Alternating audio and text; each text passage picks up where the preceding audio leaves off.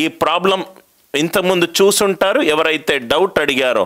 68 కేజీల రైస్ 63 రూపాయలకుంటే అది నేను 85 కేజీల ఇంకో రైస్ 81 రూపాయలు ఉంటే రైట్. ఈ 3 ఎగ్జాంపుల్ చాలా జాగ్రత్తగా వినండి. ఈ రెండింటిని మిక్స్ చేస్తే వచ్చింది ఏంటి? ఒక రైస్ తీసుకున్నాను 68 కేజీలు, అదేమో 63 రూపాయలు పర్ కేజీ. ఇంకోటి తీసుకున్నాను 85 కేజీలు, అదేమో 81 రూపాయలు. ఈ రెండింటిని కలుపుతుంటే యావరేజ్ ఎంత? ఇప్పుడే నేను చెప్పాను, యావరేజ్ అనేది 63, 81 మధ్యలో ఉండాలి. ఉంటుందా సార్? ఎలా ఉంటుందో చెప్తాను. ఎప్పుడైతే మనము ఒక మిశ్రమాన్ని కలుపుతున్నామో మనము ఎన్ని కేజీలు తీసుకున్నాము అనేది సంబంధం లేదు. దీని నిష్పత్తి అయ్యండి. 17 నాళ్ళ 68, 17 ఐదుల 85.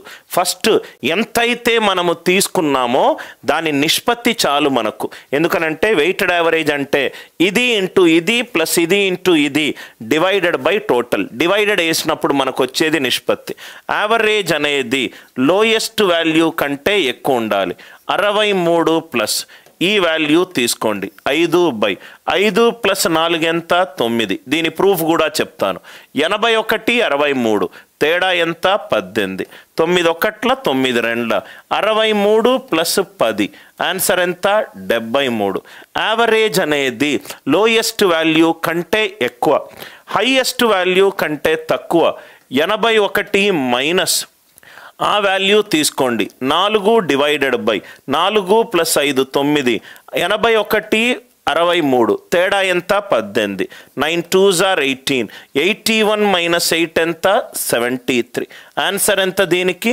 73. ఈ లాజిక్ అర్థమైందా? ఇది నేను ఆల్రెడీ ఎన్రోల్డ్ స్టూడెంట్స్కి 5/9 ఎక్కడొచ్చిందో కూడా నేను ఎక్స్ప్లెయిన్ చేశాను. ఒక్క నిమిషం ఎక్స్ప్లెయిన్ చేస్తాను సార్. 68 కేజీలు తీసుకున్నాను, పర్ కేజీ 83 రూపాయలు. అలానే 85 కేజీలు తీసుకున్నాను, పర్ కేజీ 81 రూపాయలు డివైడెడ్ బై మొత్తము 68 ప్లస్ 85 తీసుకున్నాను. ఆన్సర్ ఎప్పుడూ కూడా లోయెస్ట్ వాల్యూ కంటే ఎక్కువ ఉంటుంది. మీన్ డీవియేషన్లో మనం ఈ మెథడ్ తీసుకున్నాం. 63 అనుకుంటే 63 డీవియేషన్ 0.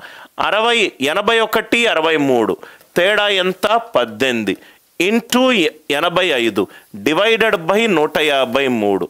17 5ల 17 9ల. అందుకే అక్కడ 5/9 వచ్చింది. అందుకే అక్కడ 5/9 వచ్చింది.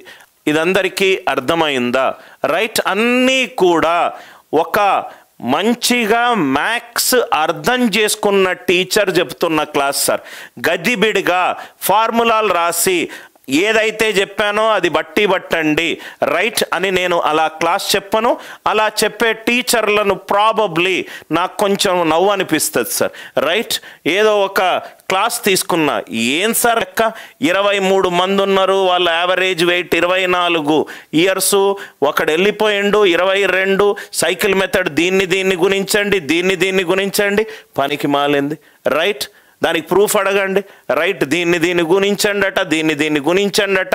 రైట్. వాడు వింటాడు, వాడు పారిపోతాడు. లెక్కలు అర్థం చేసుకున్నాడు అడుగుతాడు ఎక్కడి నుంచి వచ్చింది ప్రూఫ్ అని. రైట్. మీరు మెల్లమెల్లగా నా క్లాసెస్ వింటూనే ఉంటే రైట్ ప్రాబబ్లీ మీరు ఏదైతే ముందు వీడియోలు చూసారో అవన్నీ మీకు కొంచెము రైట్ హాస్యాస్పదంగా అనే ఛాన్స్ కూడా ఉంది. అర్థమైంది కదా సార్? యావరేజ్ అనేది లోయెస్ట్ వాల్యూ కంటే ఎక్కువ సార్. మరి హైయెస్ట్ వాల్యూ కంటే తక్కువ తీసుకుంటే 83 ప్లస్ 63 అనేది 18 తక్కువ ఇంటూ 68. 81 డీవియేషన్ తీసుకుంటే డివైడెడ్ బై 153. 17 4ల 17 9ల 9 2ల 4/9 ఎలా వచ్చింది? మీరు నా క్లాసు వింటే ఎదుటి వాడికి చెప్పగలగాలి ఇది ఎలా వచ్చింది అని. ఇది అర్థమైంది కదా సార్? ఒక పర్సన్ 20 కిలోమీటర్ల పర్ స్పీడ్ తోటి వెళ్తున్నాడు, వచ్చేటప్పుడు 30 కిలోమీటర్స్ పర్ అవర్ స్పీడ్ తోటి వస్తున్నాడు. ఏ నుంచి బికి వెళ్తున్నాడు. నాకు యావరేజ్ స్పీడ్ కావాలి. వెళ్ళేటప్పుడేమో 20, వచ్చేటప్పుడేమో 30. స్పీడ్ నిష్పత్తి ఎంత? 2:3. Speed and time inversely proportional ఉంటుంది. టైం ఏంటి? 3:2. అంతే కదా సార్. స్పీడ్ పెరిగినప్పుడు టైం తగ్గుతుంది కాబట్టి ఇది 3:2. ఆన్సర్ ఎంత అవుతుంది? 20 + 2/5 × 10. ఆన్సర్ ఎంత? 24. యావరేజ్ స్పీడ్ ఎంత? 24. సార్ అంటే మనం మిశ్రమంలో యూజ్ చేసింది ఇక్కడ కూడా యూజ్ చేసుకోవచ్చా? ఖచ్చితంగా. కాన్సెప్ట్ సమానము. సార్ ఎందుకు యూజ్ చేసుకోవచ్చు? స్పీడ్ అనేది టైంకి ఇన్వర్స్లీ ప్రపోర్షనల్. ఇక్కడ చూడండి సార్, ఇక్కడ ఏంటి? ఇదేమో ఒక రైస్ కొనడానికి ప్రైజ్, ఇదేమో ఎన్ని కొన్నాము. Price is inversely proportional to consumption. Price is inversely proportional to consumption. ఏదైతే A and B inversely proportional ఉంటుందో, ఏ పెరుగుతున్నప్పుడు బి తగ్గుతుందో, ఆర్ ఏ తగ్గుతున్నప్పుడు బి పెరుగుతుందో, ఆ ఉన్నప్పుడు ఈ కాన్సెప్ట్ చాలా ఈజీగా యూజ్ చేసుకోవచ్చు. Price is inversely proportional to consumption. ధర అనేది నేను ఎన్ని వస్తువులు కొన్నానో, ధర పెరిగినప్పుడు వస్తువుల సంఖ్య నేను తక్కువ కొంటాను, ధర తగ్గినప్పుడు వస్తువులు నేను ఎక్కువగా కొంటాను. అందరూ ఉన్నారా సార్? స్పీడ్ పెరిగినప్పుడు టైం తగ్గుతుంది, స్పీడ్ పెరిగినప్పుడు. ఈ కాన్సెప్ట్ ఎక్కడెక్కడ యూజ్ చేసుకోవచ్చు sir? A and B inversely ఎక్కడెక్కడ అవుతుందో అక్కడ యూజ్ చేసుకోవచ్చు. జామెట్రీలో యూజ్ చేసుకోవచ్చా? ఎస్. లెంత్ పెరిగినప్పుడు బ్రెడ్త్ తగ్గుతుంది, ప్రైజ్ పెరిగినప్పుడు రైట్ కొన్న వస్తువులు తగ్గుతాయి, స్పీడ్ పెరిగినప్పుడు టైం తగ్గుతుంది, మనుషులు పెరిగినప్పుడు మెన్ పెరిగినప్పుడు చేసే రోజులు తగ్గుతాయి. రైట్. మన ఖర్చులు పెరిగినప్పుడు మనము ఆదా చేసుకునే అమౌంట్ తగ్గుతుంది, ఖర్చులు పెరిగినప్పుడు చేసుకునే ఆదా అమౌంట్ తగ్గుతుంది. అందరికీ క్లియర్గా అర్థమైంది అని నేను అనుకుంటే అర్థమవుతే ఎస్ అని చెప్పి రిప్లై చేయండి సార్. Only concepts. మన క్లాసులో ఒక కాన్సెప్ట్, దానికి సంబంధించి తల, తోక, టాపు, బాటము, లెఫ్ట్, రైట్ అన్ని రకాల కాన్సెప్ట్స్. రైట్. లేకపోతే మీరు ఒకదానికి ఒకటే అలా ఆలోచించారు సార్, కనెక్టింగ్ ద డాట్స్ చెయ్యరు. Are you all with me? మీరు ఈ నాన్నకు ప్రేమతో సినిమా చూస్తే బటర్ఫ్లై ఎఫెక్ట్ అని హీరో ఒకటి యూజ్ చేస్తాడు.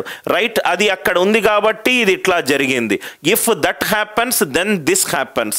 ఇఫ్ దెన్ ఇది ఎక్కడెక్కడ? If this happens then this concept is used. ఇది నేను ఇక్కడ యూజ్ చేస్తే ఇక్కడ కూడా మనకు యూజ్ చేయొచ్చు. ఎంత ఈజీ తెలుసా సార్? మనకు అసలు ఎఫర్ట్లెస్గా మనం ప్రాబ్లమ్ సాల్వ్ చేయొచ్చు.